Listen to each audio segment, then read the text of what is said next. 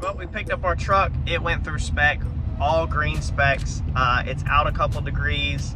For anybody that's interested, I'll post it on the screen right now.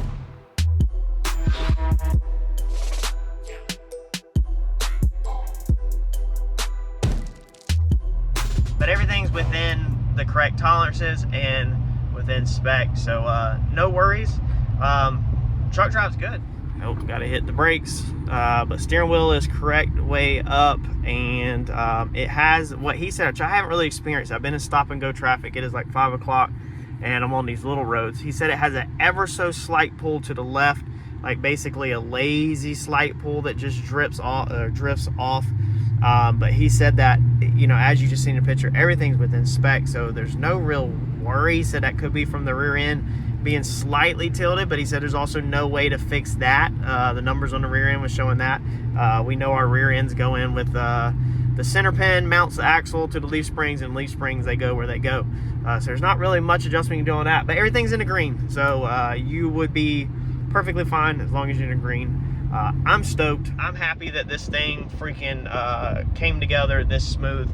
All we literally have to do now is spend money and paint. That's literally it. All right, so we're back at the house. We worked early this morning. I didn't film it all. We painted the roof up there black. But one thing we are working on today on this Platinum is the airbag. Harper, what you doing back there? Eating? Mm-hmm. So one thing I'm seeing online is junkyards keep listing the F-150 airbag as it fits the Super Duty. Now obviously it does not, because it says Super Duty across the bottom and this one is shaped different. However, I've always seen on these F-150 airbags, this is like 09 to 14, that there's tabs right here, and some people has asked me before in the past to buy just the cover. So I'm thinking that we can take these tabs, take this cover off, and maybe this bag is the exact same and we just need to replace the cover, and we don't have to actually buy a whole bag. The whole bag is about 200 bucks, up and down, 180 to 300 ish, about 200 is what you're going to pay for the whole airbag with the cover and all.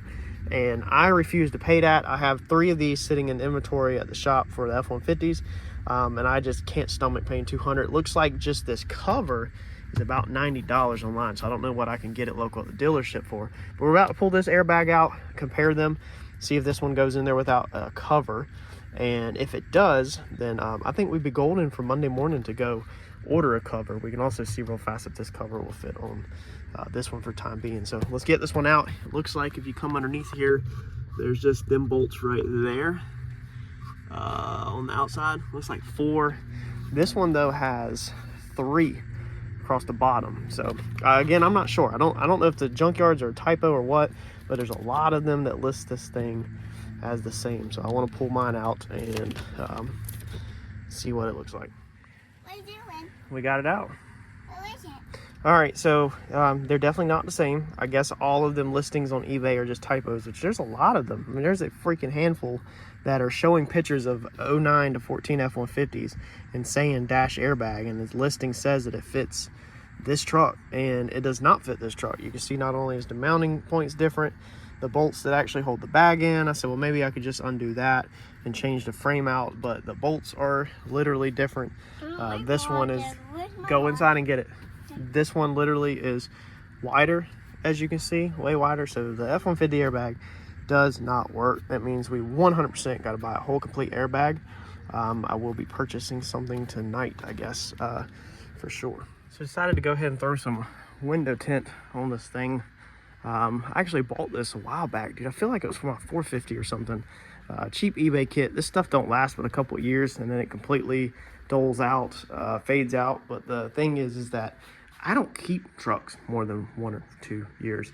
I'll be blown away if I keep this thing for 2 years. I think longest I've ever kept a truck is almost, I think, 2 years. I don't think it rolled past 2 years. My white one, my first 6-7 I got.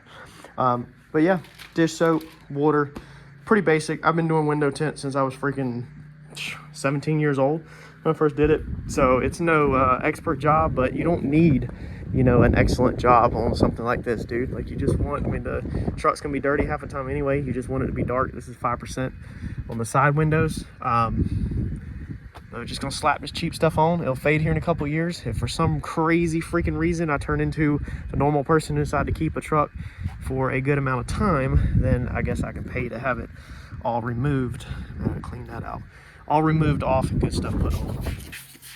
You gotta look at it like this. If you can put them stickers and stripes on your cars with no bubbles in them and no trash in them, dude, you can do window tint. All window tint is one giant sticker. That's all it is. And you put it on the exact same way that you put car stripes on and stuff like that. Bunch of soapy water, keep stuff clean, and you'll be good to go. The cleaner, the window tint is just like paint. The cleaner you get it, the better job you get.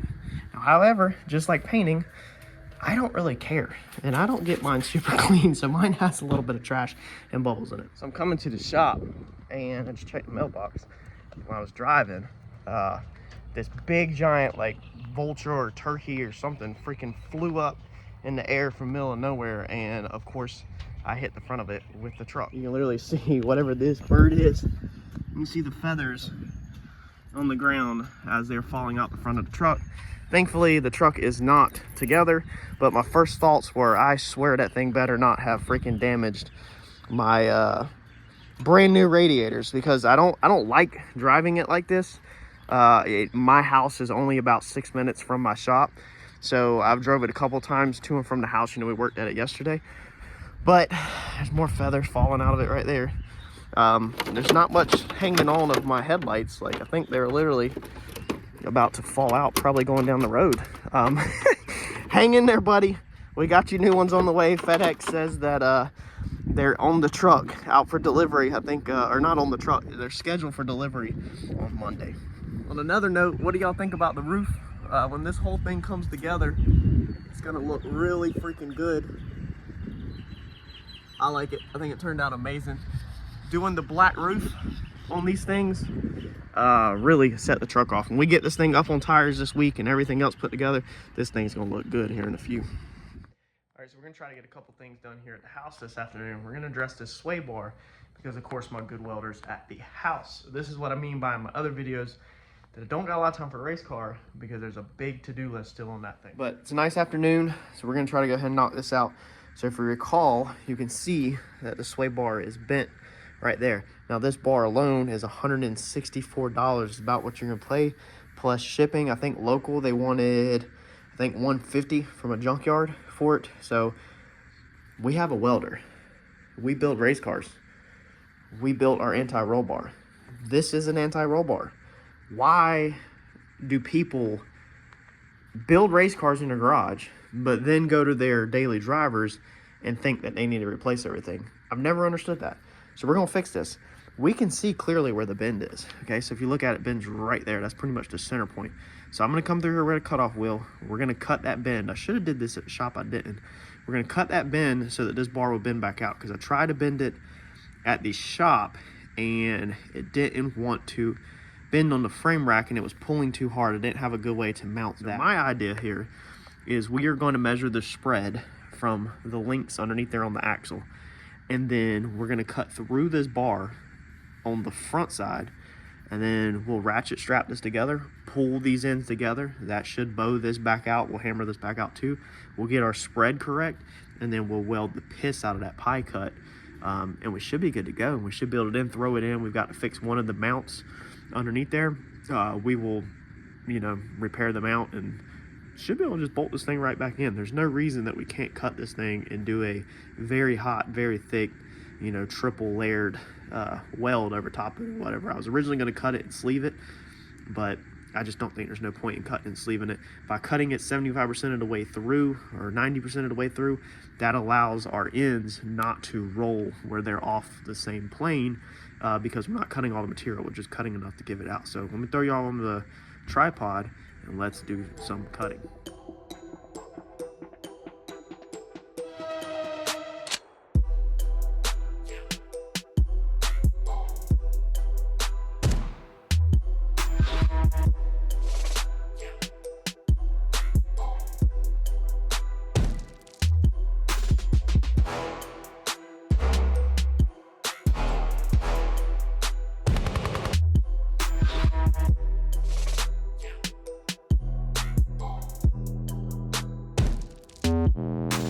All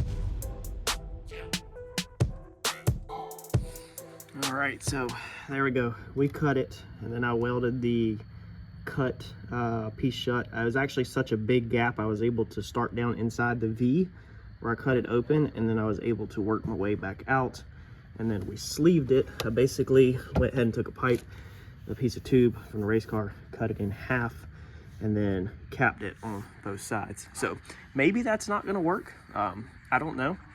I don't see why it wouldn't unless this metal is hardened. So when I got my cut done, 75% of the way through, probably closer to 80, 90, and I went to bend it. It did bend some, but then it actually just broke. It stopped bending. So that tells me that this is probably hardened steel.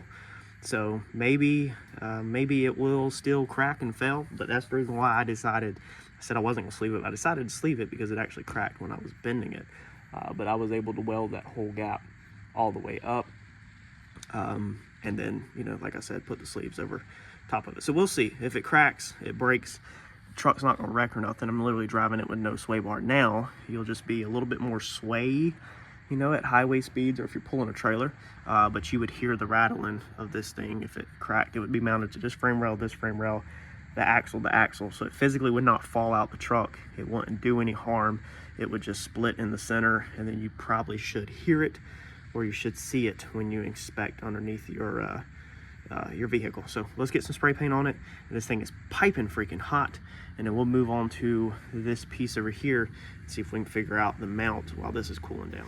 Our bent one simply looks like that, where the good one looks like that. So we got to bend this back straight. This piece is only $12 on eBay to get it brand new, but every dollar counts when you start it out with a $15,000 bid, and you have to recoup your money on your other truck to pay for this one. So every $12 times the couple times starts adding hundreds to the bill. So we're not trying to do that. So let's see if we can bend this back enough to get the same spread. And then it's just rubber bushing, so it should tighten down fine. When you're about to do something stupid, stop and think. This is about to be a lot of pressure on this, so it could go shooting out, bust me in my chops, face, whatever. So bungee cord around it 2 or 3 times. If it pops, it should stop it. Doesn't want to bend very good. It's pretty tough. So I think same approach. Cut it in the center, put it where we need to be, weld it back up. There we go. It's the same spread. Same spread. I actually stacked them on the inside together like that to repair it. If you don't know how to weld, you have to learn how to weld. I'm not the best welder, but it will save your butt so many freaking times in situations like this instead of 12 bucks. It's pretty much free besides the couple pennies of length of wire that is, and grinding disc. I guess we'll count it as $1, but that's that. Just put a little bit of paint on it, and then I guess we'll take this one and we'll just scorch this one with the water hose. That way it can cool, and then real fast we can get this thing in because it is dark now, and our sway bar should be dry by now. All right, so we got it all bolted up. That was the damaged side. So you can kind of see the curve in it to get it to match the spread. And I think it was like 1/4 of an inch. It was measuring heavy.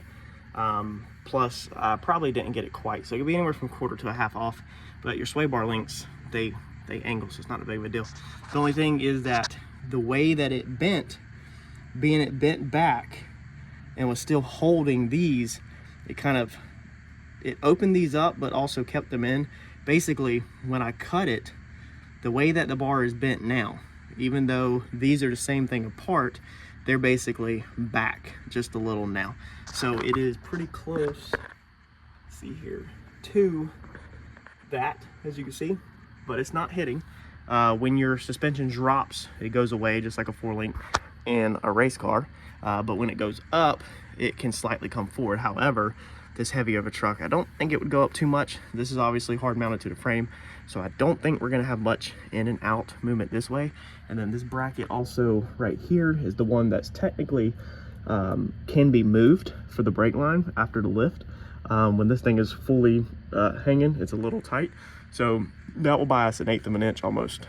So if it's pounding into this bracket or making noise, then I can take this bracket off and just move this bracket, or just cut this bracket right here and just keep this bracket on 1 bolt, and that will allow me to clearance 164-ish for that, 12-ish for this, plus the bolt. I had to fix the bolt. It was all bent up where it got ripped out. It's a specialty little retainer bolt thing. I think that was another 12. You've been $200 in replacing one bolt, one bracket, and the sway bar, and you still have your old links. 200 bucks. If you can save 200 bucks by fixing it, I'm all for it. Back to work for a little bit this afternoon. Had the airbag swapped out. This is the old one. That's where I'm at. Loading this in, I don't disconnect the battery. Man, I know you should. I've done so many of these that I don't. Man, that piece is cracked right there. I don't, and sit here, the horn blowing every time you push on it. Obviously the horn blows and everything, but basically with these, what you have to do is you have to get in there and push these clips that way. There's 1, 2, 3. There's a good YouTube video on it. If you ever do one of these, just type it in Superduty airbag removal, and it's like the first one that pops up. He shows exactly what's going on, but basically that's all you got to do is come from the backside steering wheel. He shows that all this has to be removed. It don't. You just crank your truck. I do it with truck running, so it's easy with power steering, and you just rotate the steering wheel up here to the top and then get in from the backside, and I think it's probably like this. Yes, probably down to release them tabs. 3 of them. Plug the new one in, slam her in, you're good to go. All we're waiting for now is the passenger side airbag. One thing we are gonna do is we're gonna take off this bug guard on the front of this truck, and normally I would get rid of it, but this time I'm actually gonna keep it. We're gonna color match this thing because I'm wondering, since it's already on here, of course, you always drop the freaking screw. Oh man, thank God they're not nothing specialty, but the problem is now it's going to end up in the parking lot in somebody's freaking tire once it falls out. Hopefully it falls out on the road and goes off to the shoulder of the road, because I don't want it to get in nobody's tire. But anyway, we're going to color match this thing because I'm wondering if this will help traveling the roads at night, you know, doing all the racing and stuff.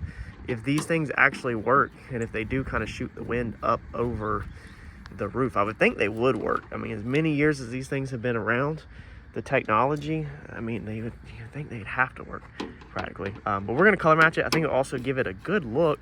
I actually have low profile vent visors on the way for coming for down the side of the truck, and I did them on my previous Super Duties, and them things color matched look freaking amazing on the truck. So this thing with the color matched low profile, I mean, they sit really flush to the side of the windows. I think we'll make this truck look really good. We'll see. Now, part of what goes along with getting a new truck for me is meaning you have to sell the old truck in order to recoup your money. So I worked this weekend all day, well no, half a day Sunday, half a day Saturday, and painted our other one. So if you recall, this one is the one that we bought on the channel that was hit in the front. I thought it was deer blood or whatever that got all over the truck. I'm not 100% sure. Some people have argued against that. But something got all over the whole front and ate the paint, ate everything all up, messed everything up, stained the chrome, whole 9 yards. We painted the bumper, fixed the grill. We did a bunch of this truck. But down this whole side was little tiny dots everywhere that I showed y'all when we did this truck. And it had to be repainted. So to fix this, I had to repaint the whole entire driver's side. That's what I did. Went to order the decal today for this to put the FX4 back on here off-road. That bad boy is $70 freaking at the dealership. So we will not be putting a decal back on. Instead, we will just be taking a racer wheel and getting this side off and buffing it. So we don't have no decal. Some people like all the decals stripped off of their vehicle anyway. So maybe whoever buys it will like it. But this has been a solid truck. We've been burning the roads up racing with Turbo John and going with Randy and all them, burning some freaking night miles up in this truck. So very good truck. It's gonna go up for sale this week, hopefully. Almost 10 o'clock. So we got an early night. We got these pieces painted. I think that thing turned out good. I hope it looks good on the truck. I think it'll kind of blend in, but give the hood a little bit more beefiness look to the front, is kind of my opinion. There's that dent that I told you we didn't fix. I think the flare on the side is gonna pretty much cover that thing up. I didn't actually test fit it, but I'm hoping it will. That's my plans. So that bumper turned out good. If you recall, if you watched all of the parts in this series, this was that rusty, dirty bumper that had surface rust on it and stuff that we cleaned up, primed, did all the steps. We did single stage actually on the inside of it. So we got everything painted out with single stage to make it nice and cleaner on the inside. Outside's done with the silver. So this bumper is ready for assembly as we start to get parts in. So we're gonna call it a night, shut everything down, and get out of here. All right, so check out. We're putting this bumper together. And you know we use a lot of eBay parts, a lot of cheap stuff. It's what I prefer to use. China baby, that is me. Anyway, so you'll have issues when you're putting together Chinese cheap parts. The trick is to learn how to overcome the issues and be able to utilize the parts. Now, one thing with these fog lights, these were like $33, way better. A used OEM one is like 50, 60 bucks on eBay. So you're definitely gonna go with aftermarket. It comes with all the wiring harness and everything in case you wanna add fog lights to your vehicles. I never need that because my vehicles normally have fog lights. Anyways, this cap right here, it just wiggles around. Okay, after you bolt this in with 3 bolts, these studs don't screw in. Now, I think it should take a nut style retaining nut that goes over the plastic, you know, threads on plastic. They don't send you that. They don't send you none of that. So what ends up happening is if you don't fix this, then when we are looking at the bumper on the outside, you're gonna have a gap. This thing's gonna look like it's hanging down like that. So it needs to be up like that so that it looks correct, okay? It'll look good on the truck. So we've already fixed this side, all right? All right, so there's a little gap down there, but you're gonna be looking at the truck like this. When it's on the truck, it'll look good. These things don't fit perfect. However, this one is solid, doesn't wiggle around, there's not a gap at the top.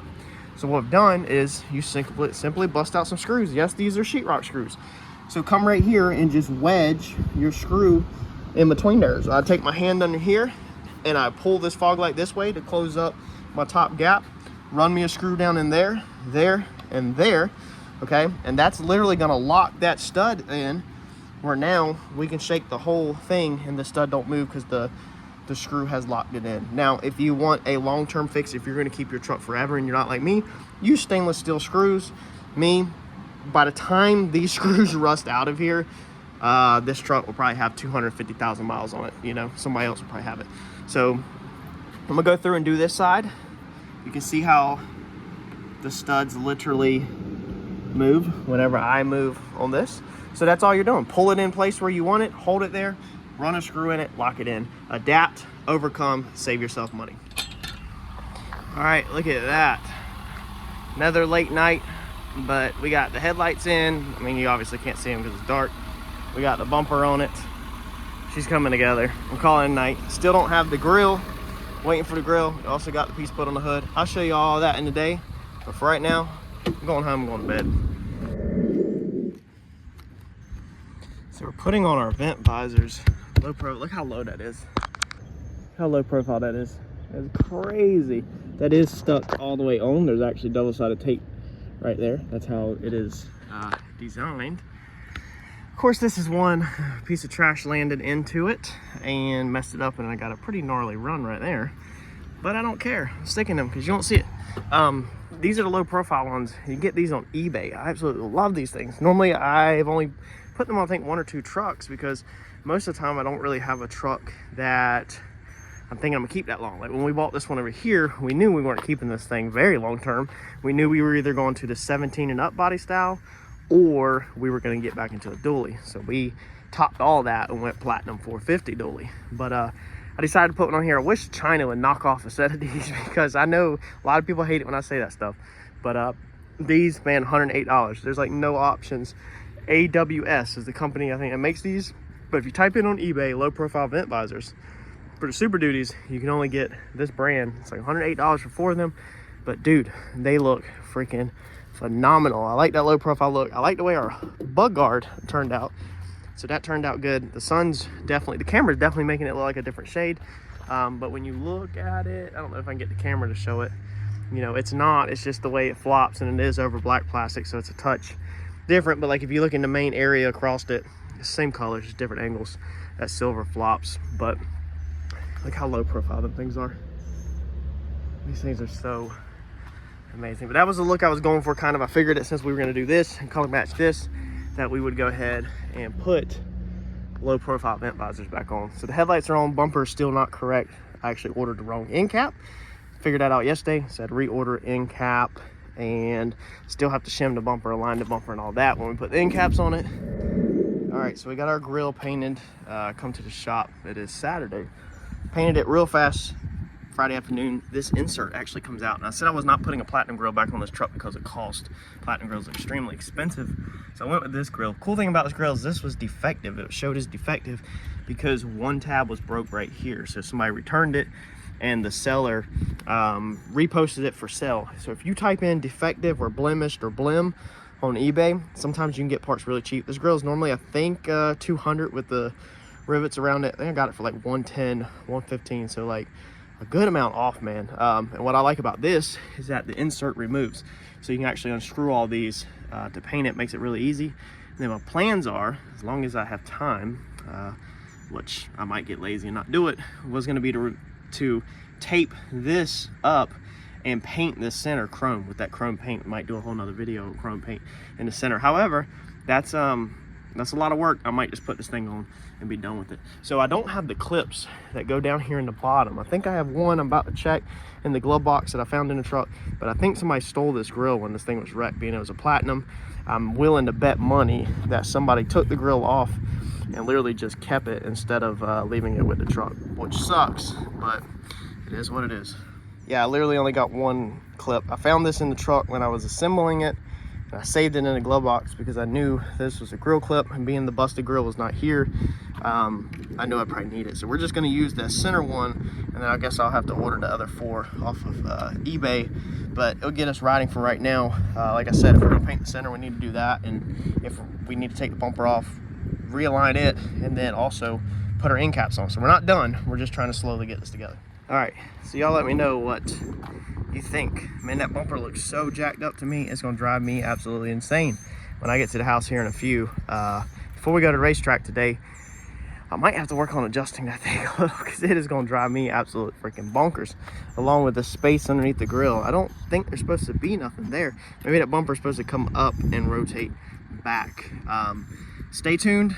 37s this week. Rear spacers installed for the 37s.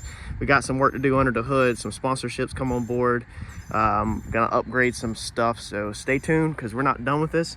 But let me know what you're thinking of where it's at now. Thanks, y'all.